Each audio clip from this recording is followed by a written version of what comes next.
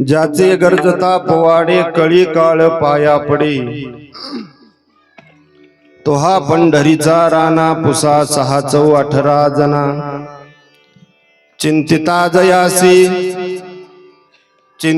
जयासी भुक्ती मुक्ती कामारी दासी, तो हा पंढरीचा राणा पुसा 6-18 जना.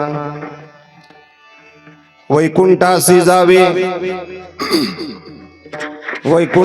जावे तुका म्हणे ज्याच्या नावे, तो हा पंढरीचा राणा पुसा 6-18 जना. विठाला विठाला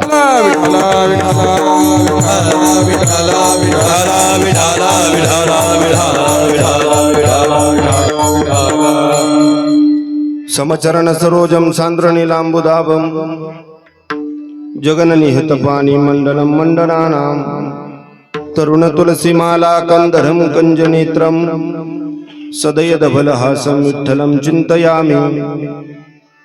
मनोजवं मारुततुल्यवेगं जितेन्द्रियं बुद्धिमतां वरिष्ठं वातात्मजं वानरायूथमुख्यं श्रीरामदूतं शरणं प्रपद्ये.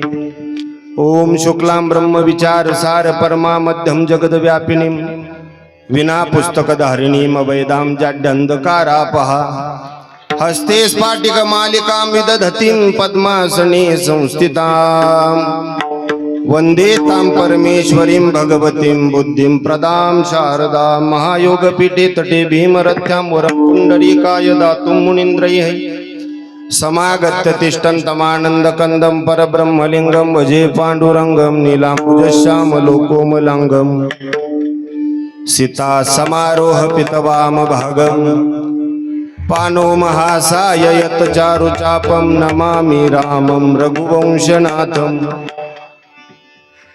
पांडुरंगा करू प्रथम नमन दुसरे चरणा संतांची आ. त्यांच्या कृपादाने कथेचा विस्तारो बाबाजी सद्गुरुदास तुका जयांचे केले स्मरण. होय सकळ विद्येंचे अधिकरण तेची बंधू श्री चरण श्री गुरूंचे. ते नमस्कारोणी आता विठाला विठाला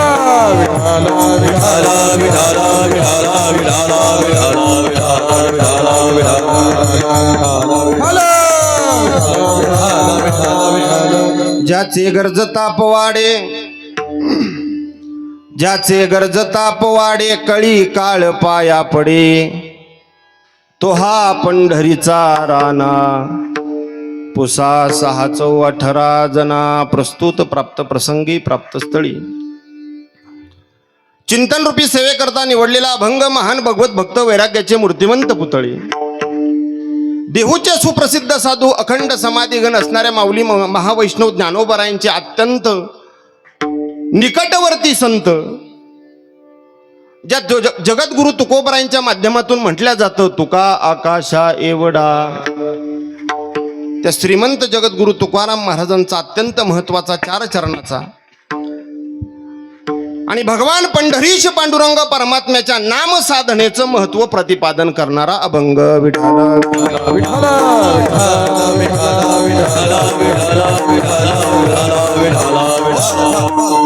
या अभंगावरती जशी जमेल अशा प्रकारे आपल्या नियोजित वेळेमध्ये काही सेवा करण्याच्या अगोदर वक्ता या नात्यानं 2 शब्दाचा परिहार द्यायचा. तो म्हणजे असा: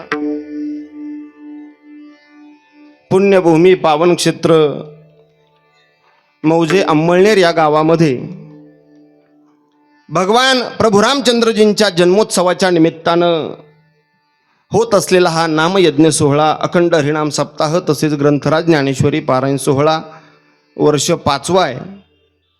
आणि या सोहळ्यामध्ये भगवान पंढरीश पांडुरंग परमात्म्याच्या असीम कृपेनं वैकुंठवासी ब्रह्मलीन बंसी महाराज तांबे, वैकुंठवासी ब्रह्मलीन रामकृष्ण महाराज काळे गुरुजी, वैकुंठवासी सद्गुरू कल्याणगिरी महाराज यांच्या कृपाशीर्वादानं आणि तसेच गुरुवर्य पुंडलिक महाराज जंगले शास्त्री, गुरुवर्य भास्करगिरीजी महाराज बाबाजींच्या प्रेरणेनं आणि श्री संत ज्ञानेश्वर मंदिर येथील मठाधिपती हरिभक्तीपरायण वेदांताचार्य देवीदासजी महाराज म्हस्के आणि आपणा सर्वांचे पारमार्थिक मार्गदर्शक असणारे हरिभक्तीपरायण भगवानजी महाराज जंगले शास्त्री तसेच आपल्या गावातील भूमिपुत्र असणारे हरिभक्तीपरायण परशुरामजी महाराज गावटे यांच्या कुशल अशा मार्गदर्शनानं हा अखंड हरिनाम सप्ताह 5व्या वर्षाकडे पदार्पण करत आहे।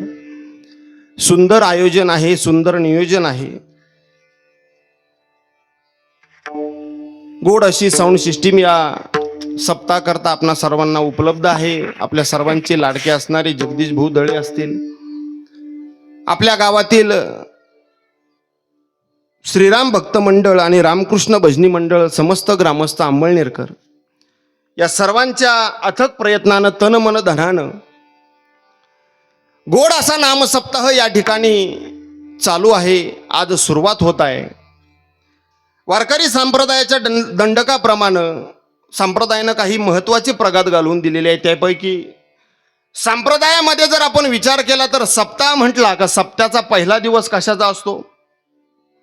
काल्याचा असतो, है की नाही? सप्त्याचा पहिला दिवस हा नामाचा असतो महाराज। पहिल्या दिवशी भगवान पंढरीच्या पांडुरंग परमात्म्याचं नाम झालं पाहिजे। कशा करता नाम झालं पाहिजे तर अंतकरण शुद्धी करता आणि आपल्याला प्रभू परमात्म्याजवळ जाण्याकरता। विठ्ठल विठ्ठल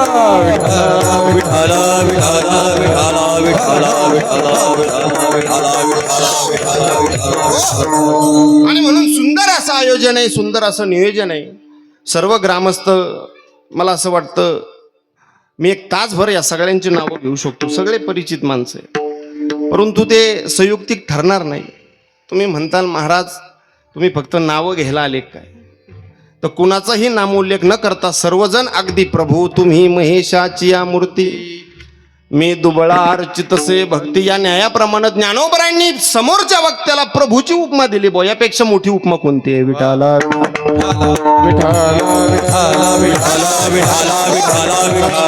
प्रघादाप्रमाणे आपल्या गावातील सर्व भजनी मंडळ आदरणीय सर्वच पूजनीय आहेत बरं का।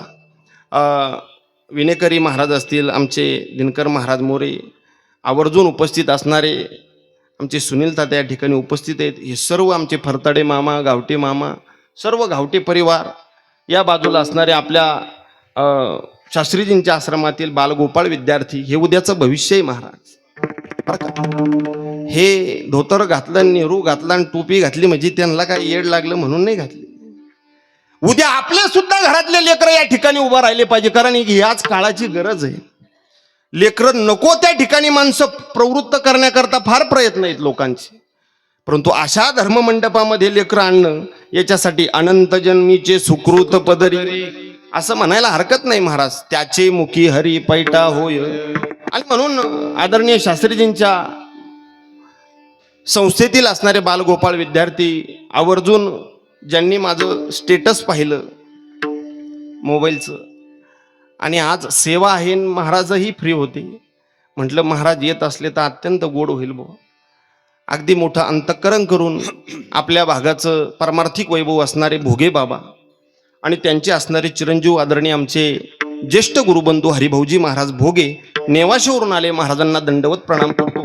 या बाजूला असणारे आमचे नारायण महाराज बऱ्याच वेळेला आमच्या कीर्तनामध्ये गायनाची साथ करण्याकरता आणि आमच्यावरती नितांत प्रेम करणारं एक व्यक्तिमत्व आमचे कोपरे गावातील आदरणीय अमोलदादा, आदरणीय आमचे पांडुभाऊ असतील, आदरणीय आमचे तात्या असतील, पेटी मास्तर असतील, आदरणीय आमचे पुंजाभाऊ, गोड असं मृदुंग आणि गोड असं कीर्तन ज्यांच्या माध्यमातून आता नवोदित अशी परंपरा, एक युवा कीर्तनकार म्हणून आपल्या नेवाशा तालुक्यामध्ये जे फिरतायत आता सध्या, आदरणीय आमचे कानिपनाथजी महाराज जाधव, मातृवर्ग असेल, मोठ्या संख्येनं पितृवर्ग असेल, शिष्टीमोले, सर्व बाहेर बसलेले, वरती कट्ट्यावरती बसलेले, या बाजूला बसलेले सर्वांच्या चरणावरती साष्टांग दंडवत प्रणाम करतो आणि अभंगाकडे येतो। विठाल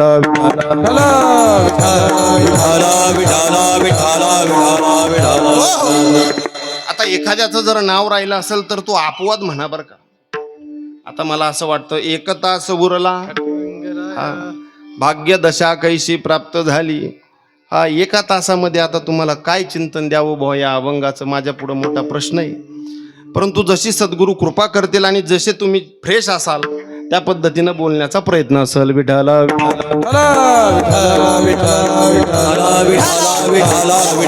श्रीमंत जगद्गुरु तुकोबा तुकोबारा या अभंगामध्ये सांगतात, ज्याचे गरजता पोवाडे.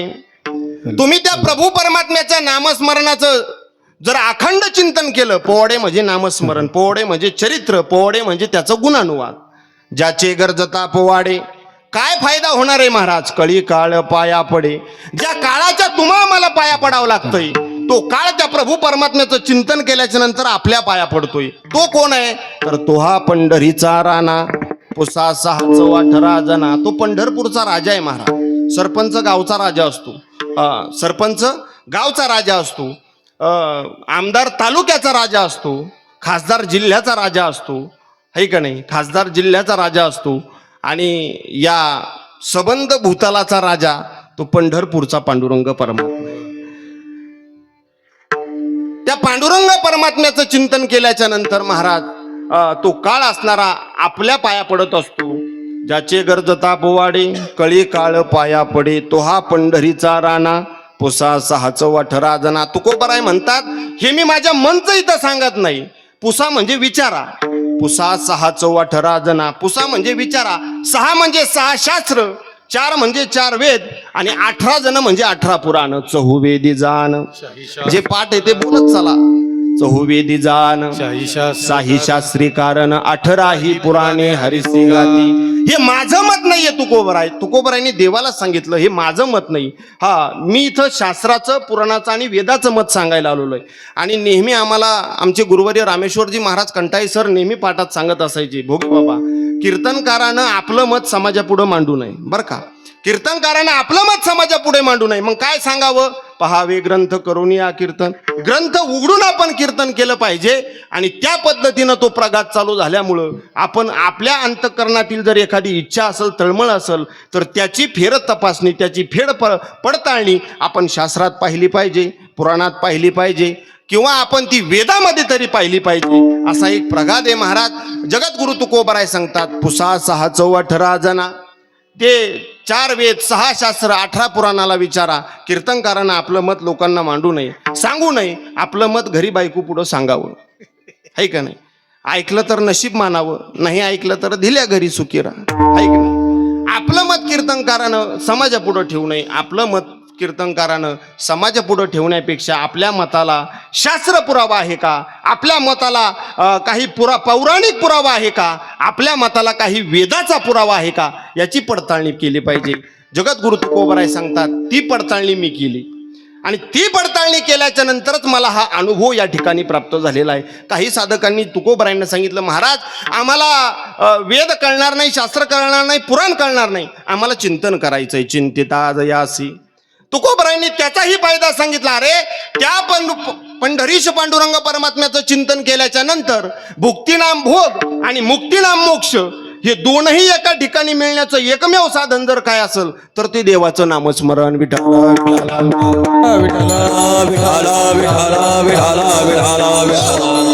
आता पहा, जगद्गुरु तुकोबाराय म्हणतात, चिंतिता जयासी, भुक्ती मुक्ती कामारी दासी.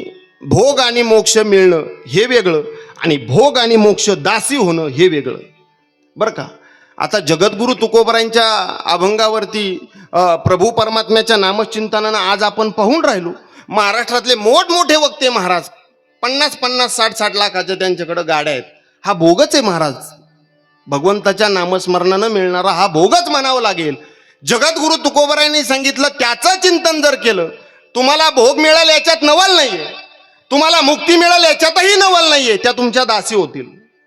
सोप्या भाषेत सांगू का? सोप्या भाषेत, बायको तलाठी असावी, तहसीलदार असावी, ना आपलं वाळूचं टिंपर असावं. मग काही काळजी करायचं कारण आहे का महाराज? बायको तलाठी, बायको तहसीलदार आहे आणि वाळूचं डंपर आहे, मग धरायचं काही टेन्शन आहे का महाराज? तसं जगद्गुरु तुकोबाराय सांगतात, चिंतिता जयासी, भुक्ती मुक्ती कामारी दासी. त्याचं चिंतन केल्याच्या नंतर भुक्तीनाम भोग आणि मुक्तीनाम मोक्ष सहज मिळत असतो. असा त्या पांडुरंग परमात्म्याचा नामचिंतनाचा महिमा आहे.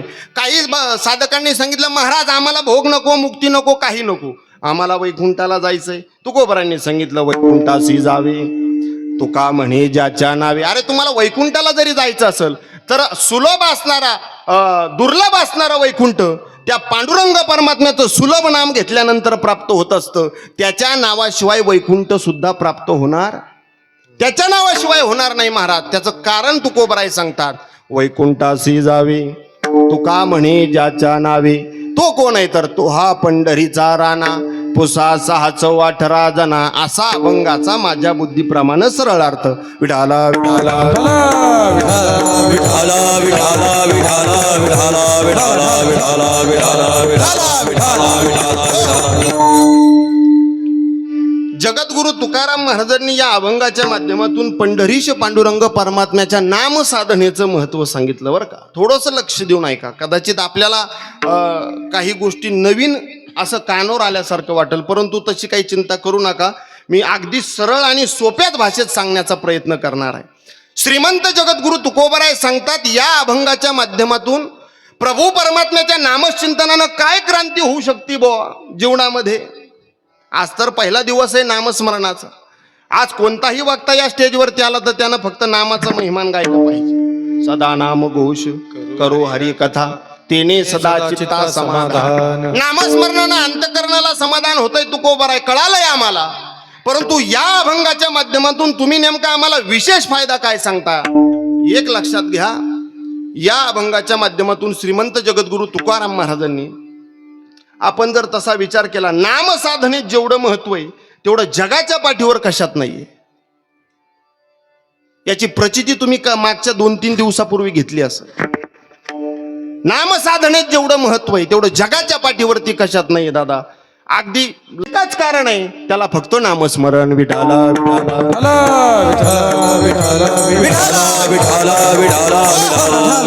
अगदी डॉक्टरांनी सुद्धा सांगावं महाराज हा एक चमत्कार आहे. परंतु ऐका महाराज, नामचिंतनाचं महत्व प्रतिपादन करत असताना एक नाही अनेक संतांनी त्याचे दाखले दिले, पुरावे दिले. अनेक संतांनी दिलेले आहेत. मला विस्तार करायचा नाही, मला फक्त नामस्मरणाची ताकद सांगायची, त्याची पावर सांगायची. तसा जर विचार केला, त्याच्या एवढं सामर्थ्य जगात दुसरं कशातच नाही. आणि आपण जर आपल्या शरीराचा विचार केला महाराज, तर आपल्या शरीरामध्ये फारसं सामर्थ्य नाही महाराज. कारण शरीर महाराज, या शरीराचा जर विचार केला, याला जर हे शरीर जर संपलं महाराज, याला जर जाळून टाकलं तर याची राख होणार आहे. याला जर पुरून टाकलं तर याला किडे खाणार आहेत. आणि याला जर रस्त्यावरती फेकून दिलं तर एखाद्या प्राण्यानं खाल्ल्यानंतर याची विष्ठा होणार आहे. याच्या पलीकडे याचं काही होणार नाही. महाराजांनी एका ठिकाणी सांगितलं, नाही अपवित्रा शरीरायसे, शरीर दुःखाचे कोठार, शरीर रोगाचे भांडार, शरीर दुर्गंधीचे थार, नाही अपवित्रा शरीरायसे. अरे फार अपवित्र शरीर आहे, अपवित्र शरीर आहे महाराज. परंतु याच शरीराच्या संबंधानं जगद्गुरु तुकोबरायांनी याच अभंगामध्ये याच्या उत्तरार्धामध्ये सांगितलंय काय, शरीर उत्तम चांगले, शरीर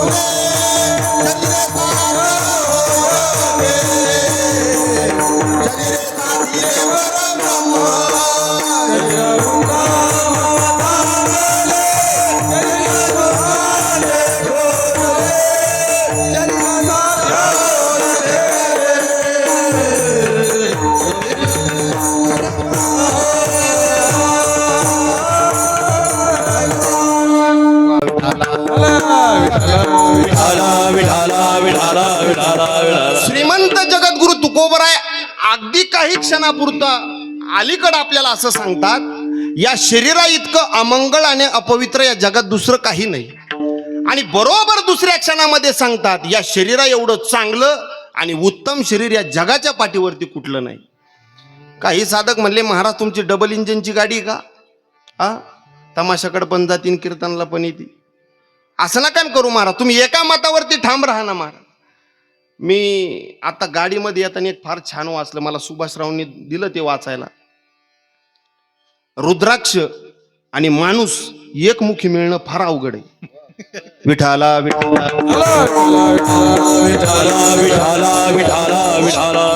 थोडस रेंज मध्ये राहा, करंट मध्ये, म्हणजे तुम्हाला कळत जाईल. ते फार गोड आहे महाराज, काही काही वाक्यानं फार सुंदर बोध होतो. सहज आलतं ते व्हॉट्सअपला.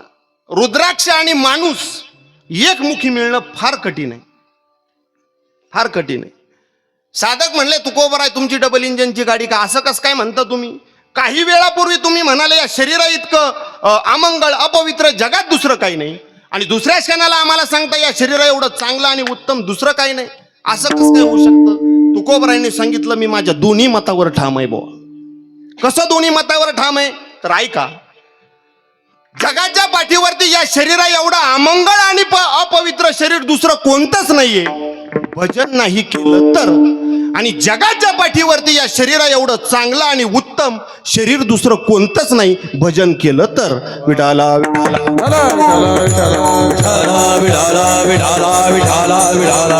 हरिपाठ कीर्ती मुखे जरी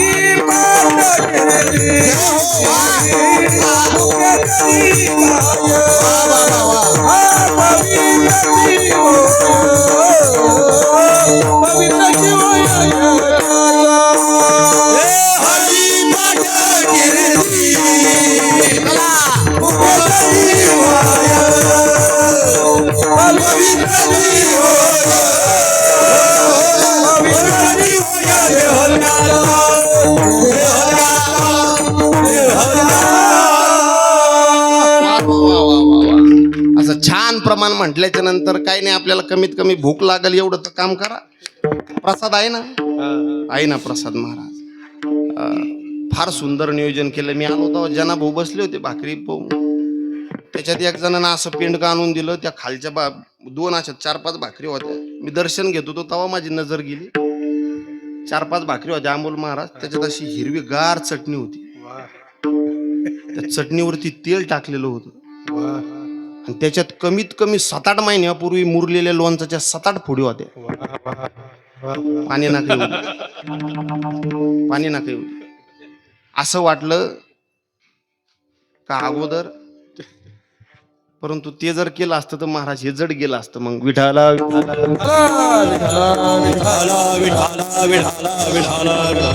श्रीमंत जगद्गुरु तुकोबराय सांगतात, आपण जर आपल्या जीवनामध्ये, आपल्या अंतकरणामध्ये, आपल्या शरीराच्या माध्यमातून त्या अखंड प्रभू परमात्म्याचं चिंतन करत असाल तर त्या चिंतनाच्या नंतर त्या शरीराला एक पवित्रता प्राप्त होत असते.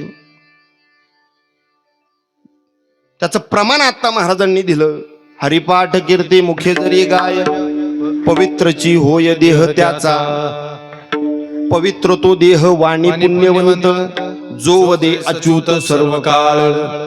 पवित्र सोवळी एकतीच भूमंडळी, ज्यांचा आवडता देव अखंडित प्रेम भाव.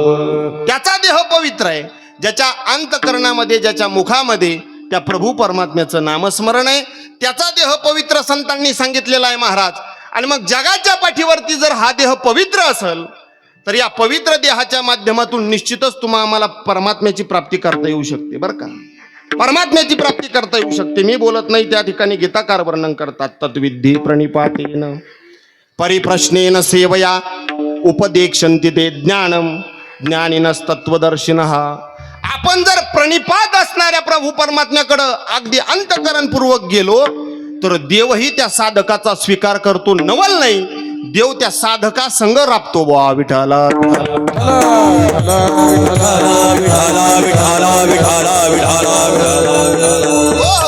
फार या शरीराच्या माध्यमातून काही नाही महाराज, यामध्ये फारचं अजिबात सामर्थ्य नाही. आपण कोणत्या क्षणाला आपला शेवटचा क्षण असू शकतो कोणालाच माहिती नाही दादा. का माहिती आहे कोणाला? बसलेल्यापैकी माझ्या समोर असा एखादा वक्ता श्रोता आहे का बसलेल्यापैकी? महाराज माझं मरण मला माहिती आहे भाऊ. माहिती नाही महाराज. अरे मरण जगातलं सगळ्यात मोठं आश्चर्य जगात जर पाहिलं आपण तर मरण आहे. एक लक्षात ठेवा हरिभाऊ महाराज, मी आत्तापर्यंत गरीबाचं घर वेगळं श्रीमंताचं घर वेगळं, गरीबाची गाडी वेगळी श्रीमंताची गाडी वेगळी, गरीबाचं घड्याळ वेगळं श्रीमंताचं घड्याळ वेगळं, गरीबाचा मोबाईल वेगळा श्रीमंताचा मोबाईल वेगळा, पण अजून गरीबाची स्मशानभूमी वेगळी आणि श्रीमंताची स्मशानभूमी वेगळी अजून पाहिली महाराज. कोणीही जाऊ द्या त्याला त्याच ठिकाणी न्यायचंय. मरू द्या महाराज. तिथं स्मशानभूमीत गेल्याच्या नंतर तिथं श्रीमंत अथवा गरीब असा भेद केला जात नाही. आतापर्यंत तुम्ही सगळ्या गोष्टी VIP पाहिल्या असतील, परंतु VIP स्मशानभूमी अजून नाही जगाच्या पाठीवर, अजून नाही. या शरीराचा जर विचार केला महाराज ज्ञानोबराय चिंतन करतात, मासी पंख पाखडे तवय हे सरे. एका माशीला पंख हलवायला जेवढा वेळ लागतो त्याच्यापेक्षा अगदी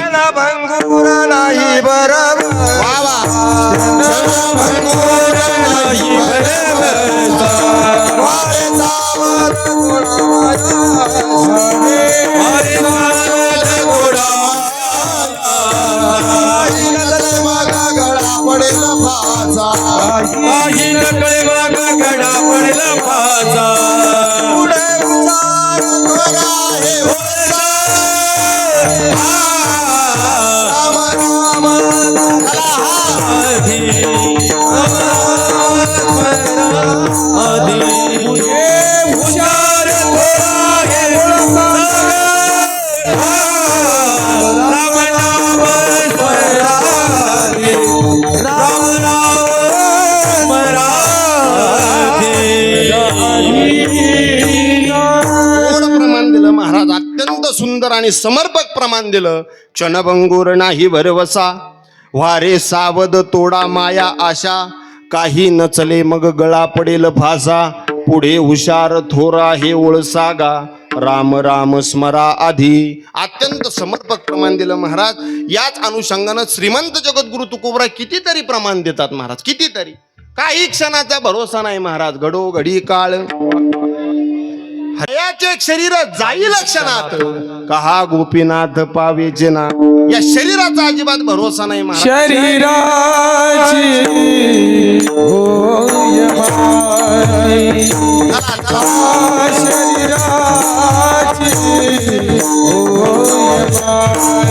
शरीराची होय माई, शरीराची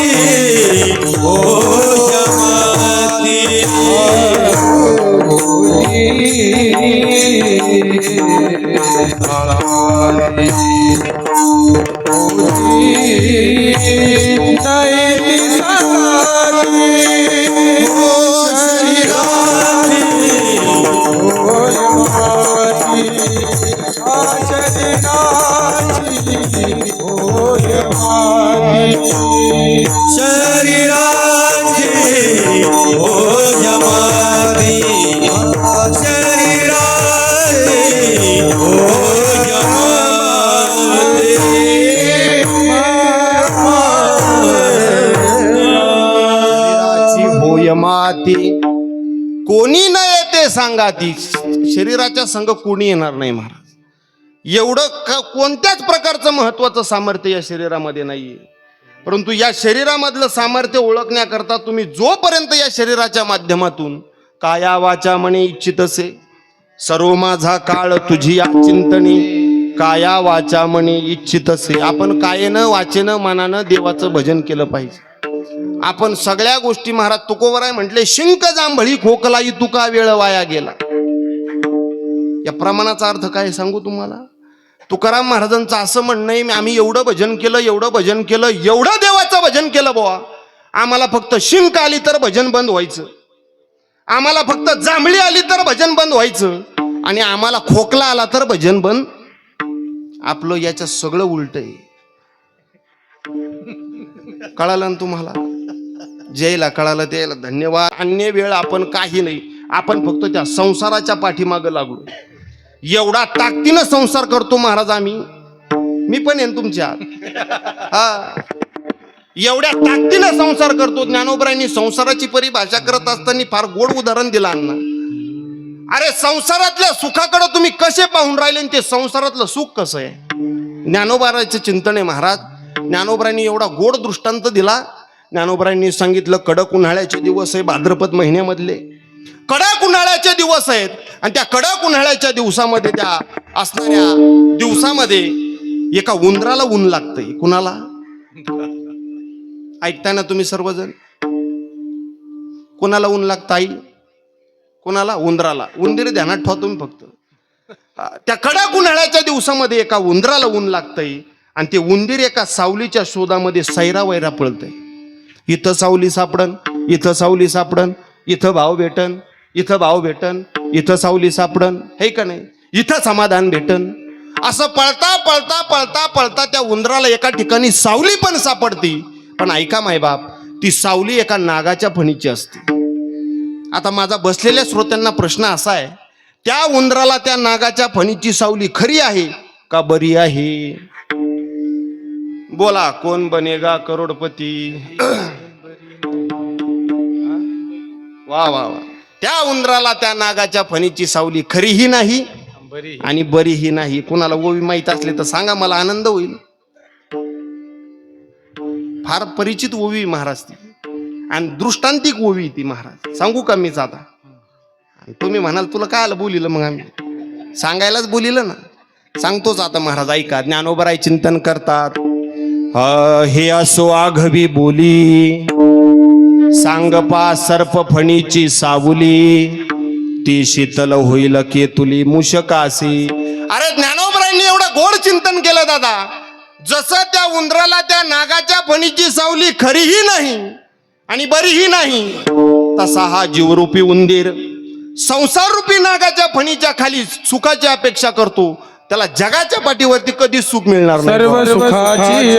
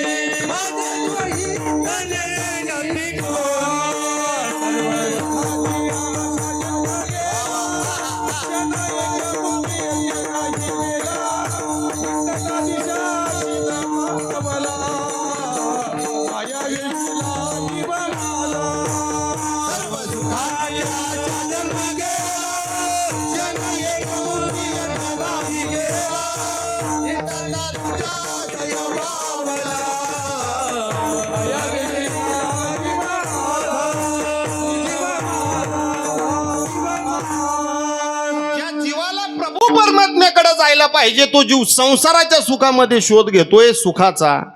जगाच्या पाठीवरती त्याला सुख कधीच मिळू शकत नाही. महाराजांनी प्रमाण दिलं, सर्व सुखाची आशा जन्म गेला, क्षण एक मुक्ती यज्ञ नाही केला, हिंडता दिशा क्षीण पावला, माया वेष्टीला जीव माझा.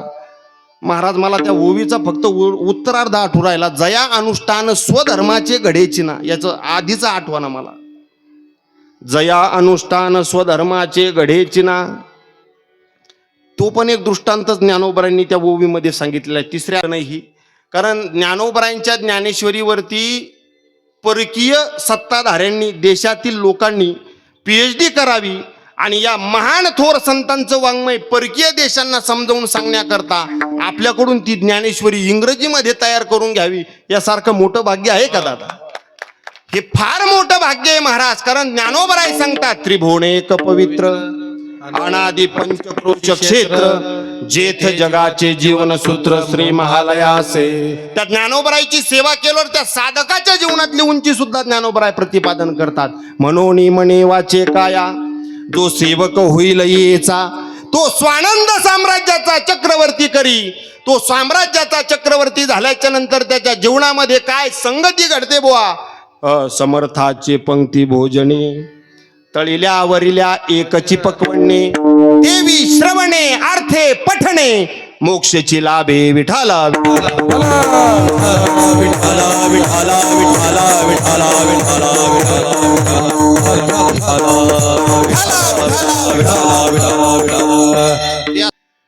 सुंदर असं ज्ञानोबरायांनी ज्ञानेश्वरीच्या माध्यमातून साधकाची उंची तुमच्या आमच्या समोर ठेवली. मला सांगायचं तुमच्या समोर हा मुद्दा, या शरीरामध्ये जगद्गुरु तुकोबरांनी सामर्थ्य सांगितलेलं नाही, अजिबात नाही. आणि मग या शरीराच्या माध्यमातून आपण प्रत्येक जण कशाच्या कुणाला ना कुणाला कशाची ना कशाची तरी भीती महाराज. प्रत्येकाला भीती नाही असा माणूस जगाच्या पाठीवरती नाही. या ठिकाणी बसलेल्या प्रत्येक व्यक्तीला भीती, सर्वात मोठी एक भीती आपल्या स्वतःच्या मृत्यूची भीती महाराज. कुणाला ना कुणाला कशाची ना कशाची तरी भीती आहे. आणि मग मृत्यू समीप आल्याच्या नंतर सर्वात अगोदर तो व्यक्ती पाय धरतो घरच्यांचे, मला वाचवा, मला मरून देऊ नका, आहे का नाही. पण घरच्यांच्या सुद्धा हातात नाही महाराज ही गोष्ट. नंतर तो व्यक्ती पाय धरतो डॉक्टरांचे, डॉक्टर साहेब मला वाचवा, मला या ठिकाणी मरून देऊ नका, कितीही पैसे लागू द्या, मी बऱ्याच योजना खाल्लेल्या आहेत, आहे की नाही, फक्त मला वाचवा. परंतु डॉक्टर सुद्धा सांगतात आम्ही फक्त प्रयत्न करू शकतो. हा, यश अपयश त्या भगवंताच्या हातात आहे. मग तोच असणारा माणूस एखाद्या महाराजाकडे जातो, महाराज मेरा कल्याण करो. तो महाराज म्हणतो मेरीच भिवंडी हो गई तेरा कल्याण का. हा, कल्याण आणि बिल्याण ह्या गोष्टी नाही महाराज. आपल्याला जर सुटायचंच असेल, आपल्याला जर त्याच्या या मृत्यूच्या तडाख्यातून सुटायचंच असेल तर आपल्याला एकमेव आणि एकमेव म्हणजे ते देवाचं नाव घ्यावं लागणार आहे. आपण त्या काळाच्या असणाऱ्या मालकाला आवाज द्यायचा, त्याचे पोवडे गायचे, ज्याचे कर्ज तापवाडे, ज्याचे कर्ज तापवाडे, ज्याचे कर्ज तापवाडे, ज्याचे कर्ज तापवाडे,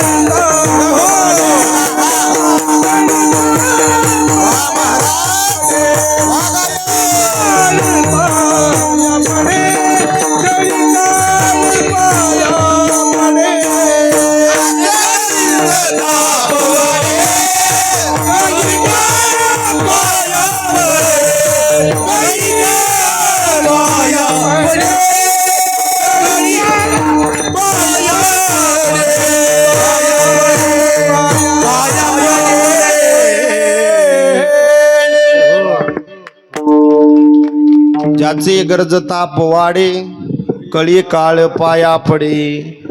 त्या काळरूपी कुत्र्याला तुम्ही हाडई म्हणू नका आणि त्याला मारण्याचा देखील प्रयत्न करू नका. त्याच्या मालकांना आवाज द्या, त्याच्या मालकाचे पोवडे गा. त्याच्या मालकाचे पोवडे गायल्याच्या नंतर तो काळ आपल्याला एरवी त्याच्या पाया पडायला जावं लागतंय, तो आता आपल्या पाया पडणार आहे. ही ताकद भगवंताच्या नामाची आहे बुवा. जगद्गुरु तुकोबरांनी सांगितलं कळी काळ पाया पडे, तो काळ आपल्या पाया पडतो. आता ज्याचे गरजता, गरजने म्हणजे मोठा आवाज करणे बरं का. आभाळ काय व्हायला लागलं म्हणतात, आभाळ गरजायला लागलं. आज नाही गरजलं ते, नाही तर 2-3 दिवस जरा परेशान केलं आहे की नाही. आभाळ गरजायला लागलं म्हणतात. आणि गरजणं म्हणजे मोठा आवाज उंच स्वरात. आता हे मोठं उंच स्वरात म्हणणारे माणसं लवकर हृदयात जागा करतात. आवाजानं लवकर हृदयात जागा, ज्याचा आवाज उंच आहे महाराज, तो व्यक्ती लवकर हृदयामध्ये जागा करत असतो. गरज नाही म्हणजे मोठा आवाज करणे. गायीन लीळा चरित्र पोवाडे, दिनरजनी हाची धंदा, गोविंदाचे पोवाडे, तुकयाने केला धंदा, लाभ फार मोठा झाला. जगद्गुरु तुकोबराय म्हणतात, मोठ्यानं त्याचं गुणानुवाद गा, पोवाडे गा. पोवाडे म्हणजे मी सुरुवातीलाच बोललो तुम्हाला, पोवाडे म्हणजे त्याचा गुणानुवाद, त्याचं नामस्मरण, त्याची प्रशंसा. छत्रपती शिवाजी महाराजांचा शाहीर काय करत असतो, काय करत असतो, पोवाडाच गात असतो ना महाराज. आणि पोवाडा म्हटलं का त्या आवेशातच असला पाहिजे. देवाचं भजन करायचं ना त्या आवेशातच केलं पाहिजे. पोवाडा राजे छत्रपतींचा पोवाडा एखादा शाहीर जर समोर उभा राहिला तर त्या आवेशातच गातो ना महाराज, त्या आवेशातच गातो. पोवाडा आवेशात असला पाहिजे. भजन करताना आपण तेवढं सावध असलं पाहिजे. शाहीर हा महाराष्ट्राचा टाळ. हा तुम्हाला उदाहरण तर कळायला पाहिजे का नको. शाहीर हा महाराष्ट्राचा प्राण, शिवप्रभू जगात गुणगान, शिवप्रभू जगात गुणगान. हे शिवप्रभू जगात गुणगाती, शिवप्रभू जगात गुणगाती. तानाजी मालुसरानं सांगितलं, राजा एवढी कामगिरी आमच्या पदरामध्ये घालावा. ही कामगिरी घातल्याच्या नंतर आम्ही आमचं सर्वस्व पणाला लावू, परंतु मागा हटणार नाही. राजानं सुद्धा सांगितलं, तानाजी आम्हाला अपयश चालणार नाही. अपयश जर आलं तर हा तानाजी पुन्हा तुम्हाला आपलं तोंड दाखवणार नाही. 500 मावळ्यांची फौज घेतो, गडावरती स्वारी करतो. माघ शुद्ध नवमीच्या दिवशी गडावरती गेल्याच्या नंतर गवताची गंजी पेटवतो. आणि ती गवताची गंजी पेटवल्याच्या नंतर तुम्ही गडावरती या राजा. हा तानाजी मालुसरे कल्याण दरवाजात तुमचं स्वागत करण्याकरता तयार असतो. याला काय म्हणतात, अरे पोवाडा म्हटलं का नंतर त्या आवेशात असलं पाहिजे ना महाराज, त्या आवेशात असला पाहिजे. देवाचं भजन त्या आवेशात केलं पाहिजे. काय ताकदीनं तुम्ही आम्ही संसार करतो, काय ताकदीनं तुम्ही आम्ही पाहुण्या रावळ्याकडे जातो. ही परंपरा आहे महाराज. तुम्ही आम्हाला एवढी उज्ज्वल परंपरा देणारे थोर महात्मे आहेत. या परंपरेचं साधे पाईक लोक नाही ते. त्यांनी या परंपरेमध्ये एखादा साधक जर भावनायुक्त होऊन चालत राहिला तर त्याच्या जीवनामध्ये एवढी उंची प्राप्त होते. दादा नाथबाबांनी भागवतामध्ये एवढं गोड वर्णन केलंय त्याचं. तुम्हाला असणारी निर्विकल्प शांती या परंपरेतून मिळू शकते अण्णा, निर्विकल्प शांती. नाथबाबांनी वर्णन करावं, भावेकरिता माझी भक्ती, विषय वासना जळोनी जाती, निर्विकल्प उपजे शांती, माझे भक्तिपंथी चालता.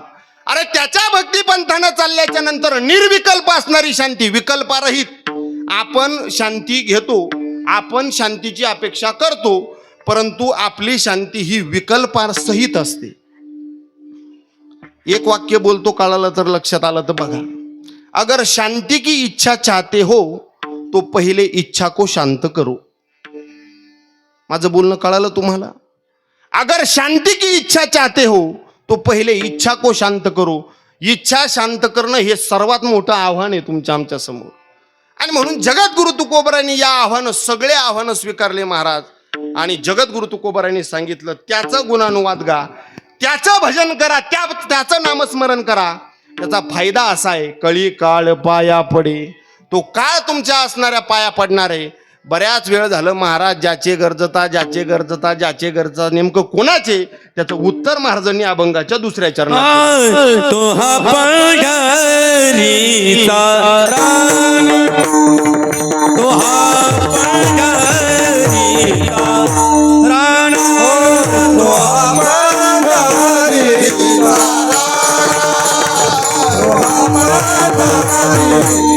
रान, तो हा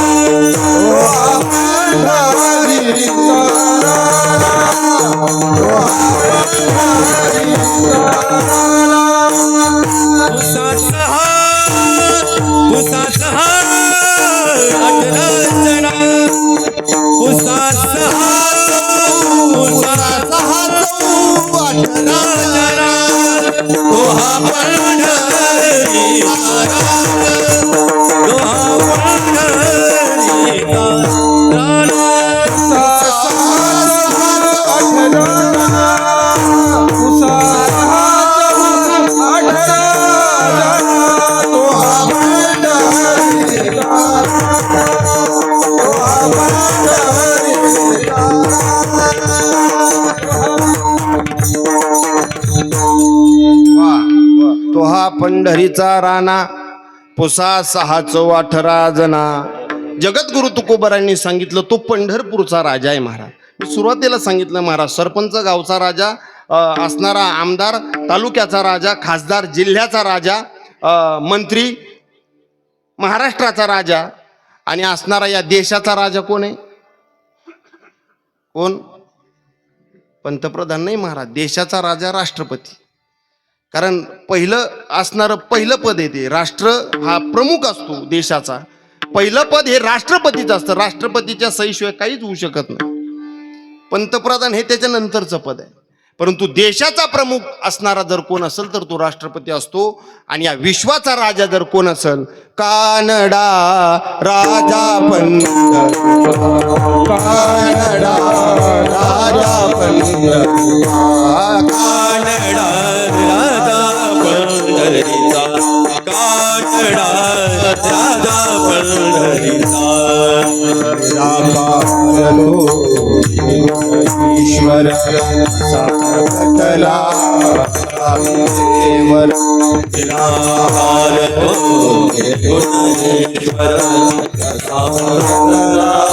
स्वामी देवर उभय ठेविले हात देवर, उभय ठेविले हात देवर. पुतळा चैतन्याचा कानडा राजा पंढरीचा, कानडा राजा पंढरीचा. नाम्याची कीर साधनो जोगोबाई रे राखनो पुरंदराचा परमात्मा, पुरंदराचा परमात्मा. वाली आमानीचा राजा पंढरीचा, कानडा राजा पंढरीचा.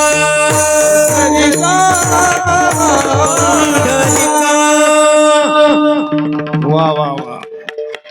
या जगाचा राजा जर कोण आहे तर तो पांडुरंग परमात्मा आहे, पंढरपूरला असणारा.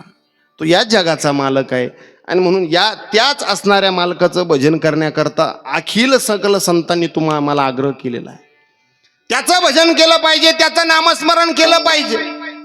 त्याच्या नामचिंतनानं साधकाच्या जीवनातली जी वृत्ती बदलत असते ती जगाच्या पाठीवरती दुसरी कुठंच बदलताना दिसत नाही.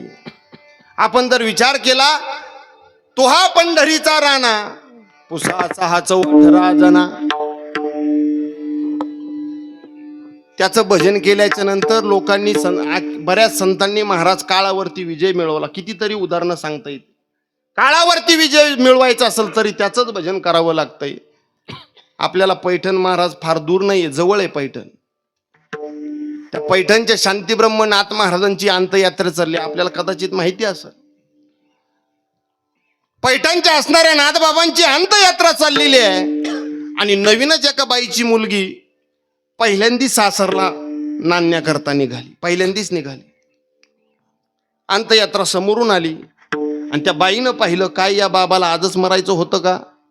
आज एकुलती एक माझी मुलगी पहिल्यांदी सासरला नांदायला चालली आणि हे बाबा वारले. नाथबाबा तिरडीवर उठून बसले. ऐकताय ना तुम्ही सर्वजण? कुठं? तिरडीवरती उठून बसले.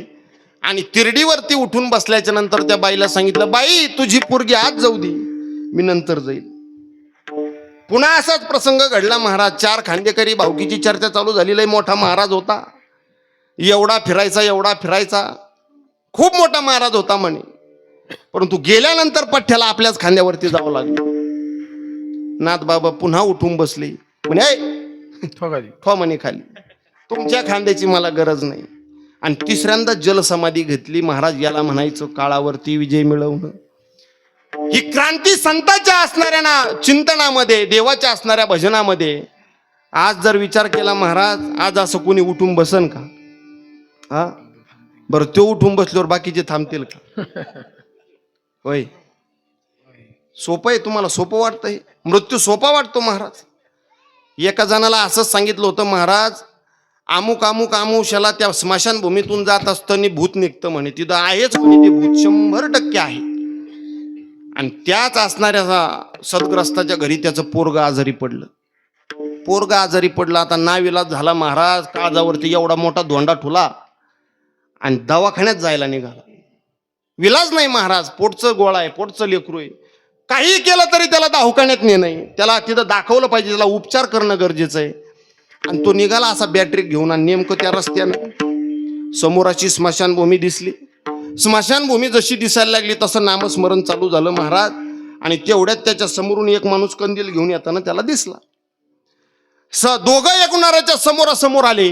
आणि समोरासमोर आल्याच्या नंतर यानं त्या ज्याचं पोरगं होता आजारी त्यानं त्या कंदीलवाल्याला विचारलं, का हो म्हणे, बरेच आपले गावकरी चर्चा करतात म्हणे अमावस्येच्या दिवशी याच असणाऱ्या स्मशानभूमीमध्ये भूत निघतंय, खरं आहे काय? यानं विचारलं महाराज. तो म्हणे, काय सांगता नाही येणार भाऊ, मी काय तर अजून पाहिलं नाही, कारण मला मरूनच 15 दिवस झाले. कळालं ना काय झालं असेल महाराज त्याचं? अवघड आहे महाराज. मृत्यू एवढा सोपा नाही महाराज. आपण जेवढ्या गोष्टी समजतो तेवढा मृत्यू सोपा नाही. म्हणून आपल्या हातात एवढी एकच गोष्ट आहे का जोपर्यंत आपण जिवंत आहोत आणि जोपर्यंत आपल्या श्वासामध्ये त्या प्रभू परमात्म्याचा असणारा श्वास चालू आहे तोपर्यंत प्रत्येक क्षणाला त्याचं देवाचं नामस्मरणच घडलं पाहिजे, याच्या व्यतिरिक्त काही नको. आपण काय करतो महाराज, ज्ञानोबरांनी सांगितलं, अनंत वाचाळ बरळ ती बरळ त्या कैचा गोपाळ. हा मग पावेचे ना, अजिबात पावणार नाही महाराज, तो मिळणार नाही महाराज. आपलं बोलणं असं आहे महाराज, आपण जर बोलायला लागलो तर लोक आपल्याला हाणायला लागतील का खोटं? याच्यात जगाच्या पाठीवरती आज आम्ही बऱ्याच ठिकाणी जातो, पाहण्याचा प्रसंग येतो महाराज. या जगामध्ये 99% वाद फक्त बोलण्यामुळे, दुसरं काही कारण नाही. संतांनी ती बोलण्याची भाषा सांगितली, बोले ऐसा बोले जेने बोले विठ्ठल डोले. आपण असं बोललं पाहिजे, बोलावा विठ्ठल, पहावा विठ्ठल, करावा विठ्ठल, जीवे भावे, येणे सोसे मन झाले अव भरी, परत माघारी घेत नाही किंवा घेत नाही.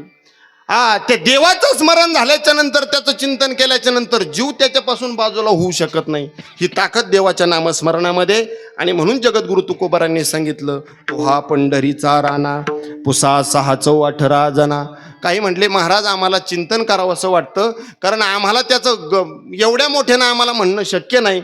जगद्गुरु तुकोबारांनी सांगितलं, चिंतिता जयासे भुक्ती मुक्ती कामारी दासे, तो हा पंढरीचा राणा पुसा 618 जना, विठोबा कुमारी. ताळी वाजवा हा.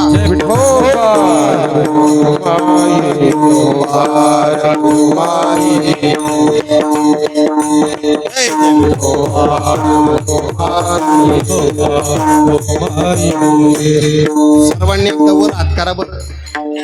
मला थोडीशी शंका यायला लागली, तुम्हाला हात आहे का नाही बो, म्हणून आपलं तपासून घेतलेलं बरं. सोयऱ्या धायऱ्याचं गाव आहे का नाही? वरात तैट तैट तैट करा. माझा आवाज ज्यांच्या कानापर्यंत जातो त्या सर्वांनी वर हात करा महाराज. हा आपण वर हात म्हणजे काय उभा राहायला नाही गेले, उभा राहणारे राहतील महाराज. आपल्याला देवाचं भजन करायचं.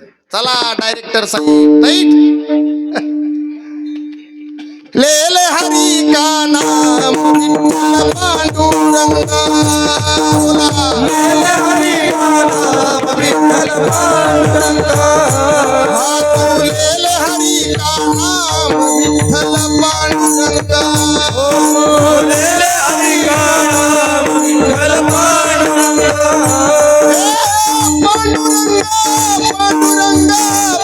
पांडुरंगा पांडुरंगा पांडुरंगा पांडुरंगा, पांडुरंगा पांडुरंगा पांडुरंगा, पांडुरंगा पांडुरंगा पांडुरंगा पांडुरंगा, पांडुरंगा पांडुरंगा पांडुरंगा, हरी का नाम विठ्ठल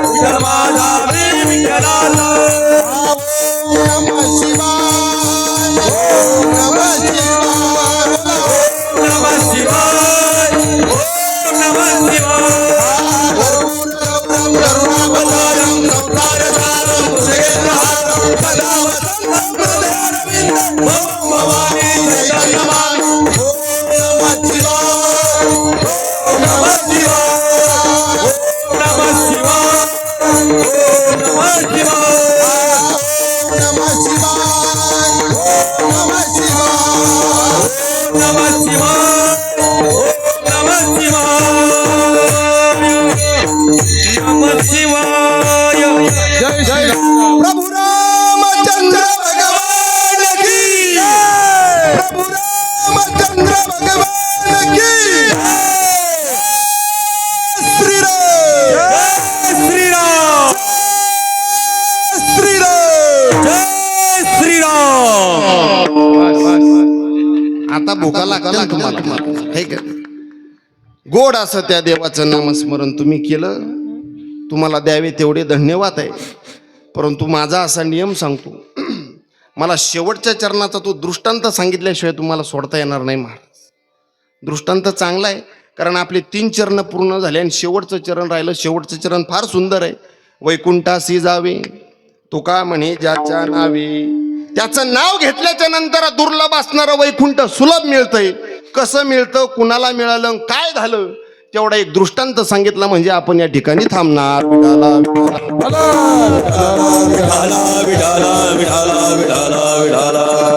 आम्ही ज्यावेळेस ज्ञानेश्वर मंदिरामध्ये होतो त्यावेळेला सरांच्या माध्यमातून त्यांनी एक ग्रंथ आणला होता. अखंडानंद सरस्वती महाराजांचा तो ग्रंथ होता आणि त्या ग्रंथामध्ये सुंदर असं उदाहरण आलं होतं का देवाचं एकदा नाम घेतल्याच्या नंतर जीवनामधली काय क्रांती होते बुवा. मग सर खूप विनोदानं तो दृष्टांत आम्हाला सांगायचा आणि तेव्हापासून बऱ्याच मोठमोठ्या वक्त्यांच्या माध्यमातूनही तो दृष्टांत ऐकण्याचा योग आलेला आहे. आणि तो दृष्टांत खऱ्या अर्थानं या सबंध अभंगाचा सार म्हणावा लागेल बरं का. गोड दृष्टांतही थोडंसं कान उंच करून ऐका, फ्रेश राहा महाराज. अगदी तुम्हाला वेळेत मी या ठिकाणी थांबणार आहे. तसा अर्धा तास माझ्या हिशोबाने अजून पाहिजे होता, पण नको आहे का नाही.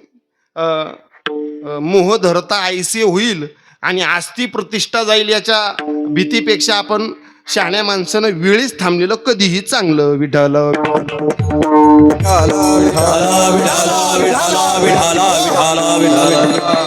गोड असा दृष्टांत आहे. सर नेहमी सांगायचे 2 भाऊ सख्खे 2 भाऊ महाराज.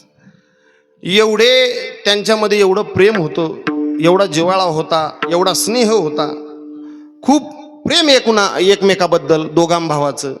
परंतु त्यामध्ये एक जणाला भजन कीर्तन आवडायचं आणि एक जणाला भजन कीर्तन अजिबात जमत नसायचं. तसं राहतच महाराज जवळजवळ.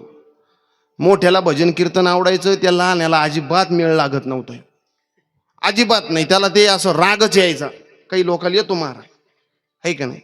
आता हे गावामध्ये सप्ताह असला का असं पॉम्पलेट धरलं का 7 दिवस झोपू देत नाहीत रे हे.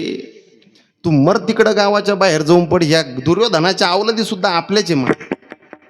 एक वाक्य फार महत्वाचं सांगतो तुम्हाला, कदाचित माझं वय त्या वाक्याला अपुरं पडल, परंतु जसं मोठ्यांकडून ऐकलं तसं तुमच्या पुरण ठेवण्यासाठी मला तो अधिकार तपासलाच पाहिजे अशी काय योग्यता मला काही दिसत नाही.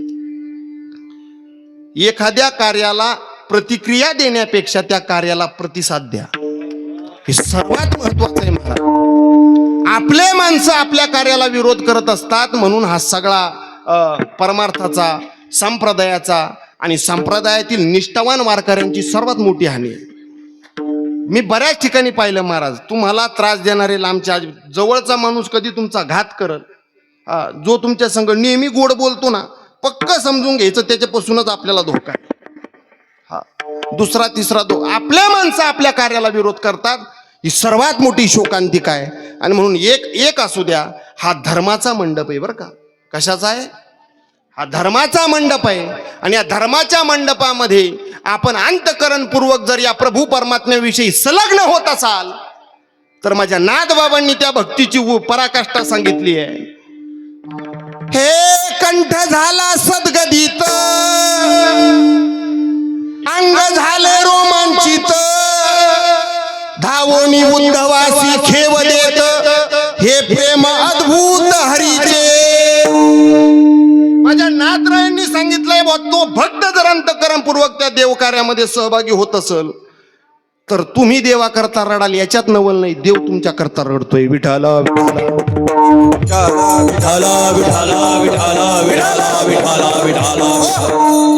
बऱ्याच ठिकाणी पाहायला मिळतं महाराज, एकाला भजन आवडतं, एकाला आवडत नाही. आवड नावड ह्या सगळ्या व्यक्ती तितक्या प्रकृती आहे. आलं का लक्षात? आणि म्हणून फार महत्वाचा मुद्दा आहे. मोठ्या भावाची तळमळ असायची, काही का होईना माझ्या भावानं एकदा तरी भजन केलं पाहिजे, त्याला त्याच्या जीवनामध्ये त्यानं एकदा तरी भजन केलं पाहिजे, ही मोठ्याची तळमळ. आणि मग त्याच असणाऱ्या गावामध्ये एक दिवस पंजाबचे साधू येतात आणि पंजाबचे साधू आल्याच्या नंतर तो असणारा मोठा भाऊ जो साधक अंतकरणामध्ये देवाचं नामचिंतन घेऊन एखाद्या साधूकडे जात असतो, महात्म्याकडे जात असतो, तो काही घरचं नाही विचारित महाराज. त्याची विचारणा ही असते, काही मी उद्धार पावेन, काही कृपा करील नारायण, ऐसे तुम्ही सांगा संत जन करा समाधान चित्त माझे, काही ऐसे दशा येईल माझे अंगा, चित्त पांडुरंगा झुरतसे पुसावेसे हेची वाटे, जे जे भेटे तयासी देव कृपा करील मज, काय लाज राखेल, ही तळमळ आहे त्या साधकाची. आणि मग पंजाबचे साधू आल्याच्या नंतर हा लगेच मोठा भाऊ त्या महाराजांकडे गेला, महाराज काही करा भाऊ, परंतु माझ्या लहान्या भावाकडून एकदा तरी तुम्ही देवाचं नामस्मरण करून घ्या, एकदा घ्या. तळमळ होती महाराज अंतःकरणामध्ये, तळमळ होती. महाराजांनी सांगितलं काही हरकत नाही, त्याच्या मुखातून भगवंताचं नामस्मरण करून घेण्याकरता मी 4 नाही 10 दिवस इथं थांबतो. आणि मग हा पण हुशार होता महाराज, आंबळनेरचाच होता तो महाराज घरी आले का निघून जायचा. 5-6 दिवस असाच कार्यक्रम चालला, महाराज घरी आले का हा निघून जायचा, महाराज घरी आले का हा निघून जायचा. आता महाराजांनी सांगितलं आता काय केलं पाहिजे भाऊ. महाराजांनी त्या ठिकाणी एक युक्तिवाद वापरला. महाराजांनी त्याच्या भावाला सांगितलं की तुम्ही अशी चर्चा करा, महाराज गेले महाराज गेले महाराज गेले महाराज गेले, अशी चर्चा केली का तो बरोबर कुठे येईल तो घरीच येईल ना महाराज. आणि मग त्याच्या घरच्यांनी ती चर्चा केली, बुवा महाराज गेले महाराज गेले महाराज गेले, हे ऐकलं त्यानं. त्याला सांगणारे त्याचे जोडीदार असतील ना, गेले बरं का म्हणे, आता तू ये घरी. आला महाराज, घरी आला, पण घराच्या पहिल्या चौकटीतून नुसतं डोकायला गेला का खरोखर गेले का नाही गेले. जसा चौकटीतून डोकला तसंच असणारा महाराजांनी त्याच्या दंडाला धरलं. तो मोठ्याने आरडा, ओ सोडा म्हणे माझ्या दंडाला, सोडा, काय करताय हे. महाराज म्हणले तुझ्या दंडाला सोडतो, फक्त तू एकदा राम म्हण. तो म्हटला तुम्ही माझ्या दंडाला सोडा, मी तसलं काहीही म्हणणार, काहीच म्हणणार नाही. महाराज म्हणले मी तसं सोडणार नाही, तू एकदा राम म्हण म्हणजे मी तुझ्या दंडाला सोडतो. हा, तो म्हणे मी अजिबात म्हणणार नाही, मी तसलं काही म्हणणार नाही, तुम्ही माझ्या दंडाला सोडा. महाराज म्हणले जोपर्यंत तू राम म्हणत नाहीये तोपर्यंत मी तुझ्या दंडाला सोडणार नाही. त्यानं पण सांगितलं, हा तुम्ही कितीही प्रयत्न करा, मी राम म्हणणार नाही. जागेन तुम्ही. हा, एकदा राम म्हणून गेला. आणि साधू महाराजांनी त्याला सांगितलं, गड्या आता मात्र माझं समाधान झालं, काहीच करू नको, अजिबात काही करू नको, फक्त एवढ्या एका रामनामाची कोणासंगच तुलना करू नको, माझं काम संपलं. महाराज निघून गेले. महाराज निघून गेल्याच्या नंतर काही काळ आता झाकल्या घटीचा दिवा ज्ञानोबराय चिंतन करतात, जो जन्माला आलाय तो जाणार आहे महाराज, त्याचाही अंतकाळ जवळ आला.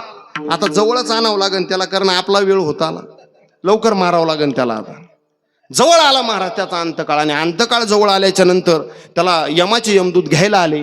यमदूतानं त्या असणाऱ्या, तो भजन करत नव्हता ना, तो एकदा राम म्हणलेला, त्याला उचललं आणि असणारं यमलोकामध्ये घेऊन गेले. यमलोकामध्ये नेल्याच्या नंतर तिथं सुद्धा महाराज कोर्ट आहे बरं का, अमोलभाऊ, यमलोकात कोर्ट आहे. तिथला जज आहे यमराज, तिथला वकील आहे चित्रगुप्त, आणि आरोपी आहेत तुम्ही आम्ही. त्या कटघऱ्यामध्ये त्याला उभा केलं आणि कटघऱ्यामध्ये उभा केल्याच्या नंतर त्याची खातीवही काढली महाराज, खातीवही काढली. आणि जजने विचारलं, म्हणजे यमराजाने विचारलं, चित्रगुप्त सांगा म्हणे त्याच्या खात्यावहीमध्ये काय काय. चित्रगुप्तानं सांगितलं महाराज याच्या खात्यावहीत काही नाही, अख्खं पाप केलंय म्हणे. काय काय बघा बरं म्हणे. चित्रगुप्त पाहायला लागला, तमाशाला जात होता का नाही, तोच ठूत होता, डबल फुले हाना, सप्ताला वर्गणी देत होता का नाही, त्याच्यातलीच दाबीत होता, मग डबल फुले हाना म्हणे. सगळा खातेवही पाहिला महाराज, सगळं तिथं, सगळा हिशोब आहे महाराज त्याच्याकडे, सगळा हिशोब आहे. कबीर महाराजांचा सुंदर दोहा आहे त्याच्यावरती. चला स्वरधारा. हे मेरे मालिक के किताब में सब लोगों का खाता, मेरे मालिक के किताब में सब लोगों का खाता, एक तराजू सबको तोले, जो करता सो पाता, मेरे मालिक के किताब में सब लोगों का खाता.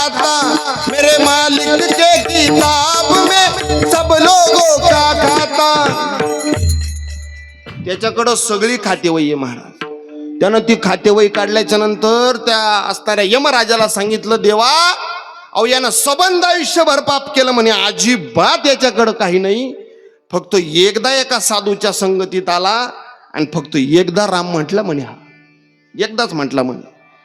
मग यमराजानं त्याला विचारलं, आता तुझ्याकडं आयुष्यभर केलेल्या पापाचंही फळ तुला मिळणार आहे आणि एकदा राम म्हटला त्याचंही फळ तुला मिळणार आहे, मग तुला नेमकं फळ नेमकं आधी कोणतं पाहिजे? तो हुशार होता महाराज. तो म्हणे आता एक करा, बराच वेळ झालाय, ते एकाचं काय आहे ना ते एकदा मिटून घ्या म्हणे, नंतर पापाचं आपलं पोंग घेऊ. तिथं सुद्धा राम नाही म्हणला, तो इतका जातीवंत होता. ते एकाचं काय आहे ना म्हणे, ते मिटून घ्या एकदा, नंतर आपण बघू पापाचं काय असेल ते. आता यमराजाला प्रश्न पडला, भाऊ आता एका रामनामाचं याला फळ काय द्यावं, कारण नावला आणायचं नाही ते. प्रश्न पडला यमराजाला. यमराजा म्हणे आता एक करू, आपल्या राजाकडे जावं लागेल म्हणे, देवांचा राजा. देवांचा राजा कोण? देवाचा राजा इंद्र, आणि महाराष्ट्राचा राजा देवेंद्र, आणि राष्ट्राचा राजा नरेंद्र. याची साखळीची बरं का, ध्यानात ठेवायची कधी पण. देवेंद्राकडे जाऊ म्हणे आपण, देवेंद्राकडं. इंद्राकडे गेले बोहे यमराज चित्रगुप्त, आणि तू मग एकदा नाम घेतलेला, एकदा राम मांडलेला. यमराजानं सगळी हकीकत सांगितली, महाराज या असाचं अमुक अमुक एकदा नाव घेतलेलं आहे, अख्खं पापाच्या जीवनात, याला एका रामनामाचं काय फळ द्यायचं? इंद्रानं सांगितलं, मी फक्त नावापुरता गादीवर आहे, निर्णय सगळे पवार साहेब घेतात, मला बाकी माहित नाही, मी फक्त नामधारी, मला काही माहित नाही म्हणे. अर म्हणे असं करून कसं काय चालेल, मग याला एका रामनामाचं फळ काय द्यायचं? असं चला म्हणे, आता एक करावं लागेल आपल्याला, ज्यानं ही सृष्टी उत्पन्न केली ना त्या ब्रह्मदेवाकडे जावं लागेल. मग कोण कोण? इंद्र, यमराज, चित्रगुप्त, आणि तो एकदा रामनाम घेतलेला, हे कुठं गेले? ब्रह्मपुरीला, ब्रह्मदेवाकडे गेले. ब्रह्मदेवाला गेलेली सगळी असणारी हकीकत सांगितली. ब्रह्मदेवा असा असा व्यक्ती आहे, यानं आयुष्यभर पाप केलं, एकदा रामनाम घेतलं, याला एकदा रामनामाचं काय फळ द्यायचं? आम्हाला कोणालाच मिळ लागाना, आपण याचं कृपया आपण मार्गदर्शन करावं. ब्रह्मदेवानं सांगितलं, माझ्याकडे फक्त सृष्टीच्या उत्पत्तीचं काम आहे, मी फक्त सृष्टी उत्पत्ती करतो, मला कोणाच्या कामाचं काय फळ द्यायचं आणि किती पगार द्यायचं हे मला माहिती नाही. मग ते म्हटले आता एक करावं लागेल आपल्याला, ज्यानं रात्रंदिवस त्या प्रभू परमात्म्याचं नाव घेतलं त्या असणाऱ्या भगवान भोले बाबाकडे जाऊन आपण विचारू नक्की, त्यांना नक्की माहिती असं. मग हे सगळे जण निघाले कुठं? कैलासाला. यमराज, ब्रह्मदेव, इंद्र आणि तो व्यक्ती, असे 4 जण गेले कैलास पर्वतावरती. कैलास पर्वतावरती गेल्याच्या नंतर भजन करी महादेव, रामपूजी सदाशिव. रात्रंदिवस असणाऱ्या त्या प्रभू परमात्म्याचं भजन करणारं असणारं दैवत जर कोणतं होतं तर ते असणारं भगवान शिवजी होते. शिवजींना असणारा सर्व हकीकत सांगितली, प्रसंग सांगितला. देवा काही करा म्हणे, पण एकदा यानं रामनाम घेतलेलं आहे, तुम्हाला नक्की माहिती असेल रामनामाचं फळ काय आहे. भगवान शिवजींनी सांगितलं, मी रामनाम रात्रंदिवस घेतो म्हणे, पण ते रामनाम घेत असताना मी ती फळाच्या अपेक्षा रहित घेतो. ते फळाची अपेक्षा धरून घेतलेला रामनाम नाही म्हणे, ते कुठल्याही प्रकारच्या फळाची अपेक्षा नाही त्या रामनामामध्ये, निस्वार्थ घेतलेलं रामनाम आहे म्हणे. ते मला सांगता येणार नाही. आता हे सगळं चर्चा कोण पाहत होतं माहिती ना तुम्हाला? ते एकदा राम घे म्हणलेलं ते त्यांना सांगत होतं ना. मग यमराजाला मेळ लागाना, ब्रह्मदेवाला मेळ लागाना, इंद्राला मेळ लागाना, आणि भगवान शिवजीला सुद्धा मेळ लागाना. हे चौघाला याचा मेळ लागाना. म्हणलो हे जरा पावर मध्ये आलं महाराज. याला वाटलं अरे याच्यात गोंधळ दिसतो गाड्या म्हणे मोठा, आणि मग ते थोडा पावर मध्ये आला. आणि मग आता यांच्या देवगणामध्ये चर्चा झाली. आता एक करू म्हणे, आता शेवटचा पर्याय राहिला कोणता? वैकुंठासी जावे तुका म्हणे ज्याच्या नावे. हे नाव ज्याचं आहे ना आपण त्याला जाऊन विचारू गाड्या म्हणे, आता हे नेमकं एका रामनामाचं फळ काय द्यायचं. मग यांनी सर्वांनी त्याला विनंती केली, चला म्हणे आता फक्त वैकुंठाला जायचं राहील. ते म्हणे काय चाललं म्हणे तुम्ही सकाळपासून, इकडून तिकडं तिकडून इकडं शांत. हे काय चाललं म्हणे सकाळपासून, मला नुसते फिरूनच राहिले तुम्ही. अरे अशी कोणती पद्धत आहे का? एखादा पाहुणा आपल्या घरी आलो तर आपण कमीत कमी पाणी देतो, नाहीच परिस्थिती नसली तर गुळाचा खडा तरी देतो. आता गुळ मस माय पुढे, मला मस्त पाणी येतंय तोंडाला, पण ते वाकायला गेलं का कंबर सुटत आहे. साधी फसगत आहे का महाराज माझी? असा गुळ द्यायला महाराजाला असा अवसानात माणूस ठोत जा ना तुम्ही इथं, विठाला विठाला. विठाला विठाला विठाला विठाला. सर्वांना विचारलं महाराज, त्यांना सांगितलं आता जमणार नाही म्हणे, आता मी चालूच शकत नाही, माझी कॅपॅसिटी संपली. मग यांनी तर खूप विनंती केली, एवढंच ठिकाण राहिलं म्हणे, तेवढं ठिकाण संपलं का संपलं म्हणे, आपलं कामच झालं, अजिबात जमणार नाही म्हणे. मग असणारं देवांचा राजा इंद्र म्हणे, मग पालखी केली तर पालखीत बसतां का म्हणे. हा तसं काही व्यवस्था केली तर मग करत चालेल म्हणे, मग बसू शकतो म्हणे. मग महाराज पालखी केली त्याला, आणि त्या पालखीत ह्या बादराला बसलं. कोणाला? एकदा राम म्हटलेला. एवढं ध्यानात ठेवा म्हणजे आपलं कीर्तन सफल झालं. एकदा राम म्हणलेला बादर त्या पालखीमध्ये बसला, आणि पालखीचे खांदेकरी कोण झाले? पालखीचे खांदेकरी एवढे ताकदवान होते महाराज. यमराज, असणारा इंद्र, असणारे भगवान महादेव, असणारा ब्रह्मदेव, हे 4 जण खांदेकरी झाले. आणि 4 जण खांदेकरी झाल्याच्या नंतर ही पालखी कुठं निघाली? वैकुंठासी जावे तुका म्हणे ज्याच्या नावे. या 4 जणांची पालखी निघाली महाराज वैकुंठाकडं. वैकुंठाकडे जात असताना ही पालखी पाहिली, समोर भगवान परमात्मा बसलेला आहे, साक्षात नारायण भगवान परमात्मा बसलेले आहेत.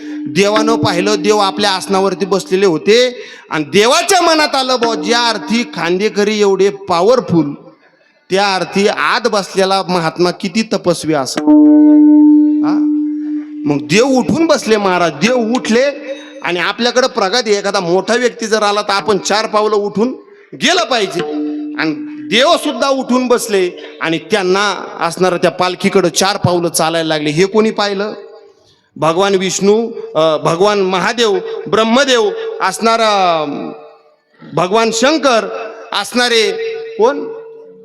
इंद्र आणि यमराज. या 4घांनी पाहिलं, देव उठून येऊ लागले आपल्याकडं. यांना वाटलं अरे याला पाहून तर देव आपल्याकडे यायला लागले म्हणे, आणि आपण तर याला फार हलकं समजित होतो, आपण त्याला काहीच समजित नव्हतो म्हणे. आणि मग ते समोर आले, आणि देवानं असणाऱ्या त्या पालखीतल्या माणसाला धरलं, आणि आपल्या आसनावरती नेलं, अर्धी जागा दिली.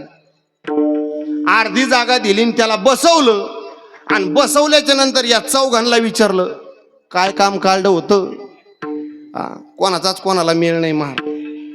हे सगळं झाल्याच्या नंतर त्या 4ही देवतांनी सांगितलं, देवा अहो एकदा तुमचं नाम राम नाम घेतलं, त्यानं जीवनामध्ये अखंड पाप केलं म्हणे, कधीच चांगलं केलं नाही, कधीच नाही चांगलं. ज्याच्या सुरिकी जुळाल्या होत्या त्यांना मोडून टाकले म्हणे. इतकं पाप केलं. आणि एकदा राम म्हटला, त्या एका राम नामाचं फळ काय द्यावं म्हणून आम्ही तुमच्याकडं आलो. आता याच्यापेक्षा काय फळ त्याला वेगळं भेटायला पाहिजे? तुम्ही डायरेक्ट त्याच्या हाताला धरलं आणि तुमच्या अर्ध्या सिंहासनावरती बसवलं. याच्यापेक्षा त्याला एका रामनामाचं फळ काय मिळालं पाहिजे? आणि म्हणून जगद्गुरु तुकोबारायांनी सांगितलं, तुम्हाला त्या प्रभू परमात्म्याकडे वैकुंठाला जरी जायचं असेल तर त्याचंच नामस्मरण करावं लागन. अभंगाचं शेवटचं